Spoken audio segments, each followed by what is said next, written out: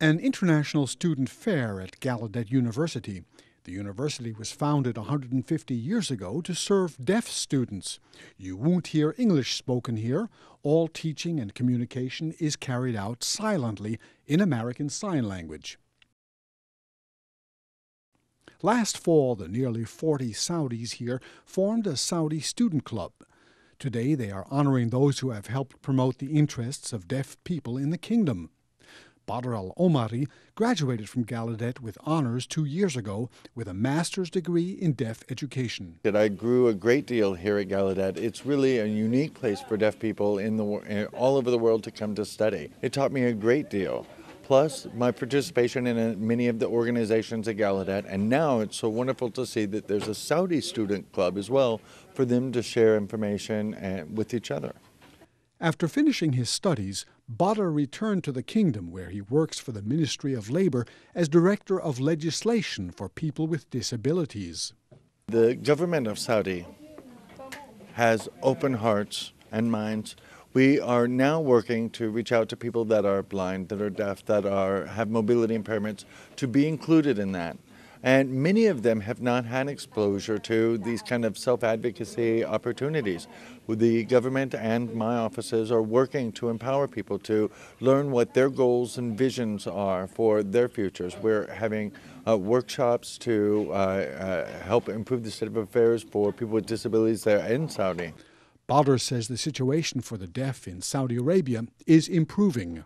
For example, some 3 years ago, we finally changed the policy allowing deaf students to enter university in Saudi Arabia. Prior to that, the students' only option was to, after high school, come here to America. And they've now allowed both men and women to enter into study, and they can work in schools for the deaf, in universities, and seek high-ranking jobs. As you know, I now have a master's degree, and I'm the only representative of the deaf community in my country who has that high level of a degree. That also is an opportunity for others to see that it can be achieved, pursue that, and change things for the better.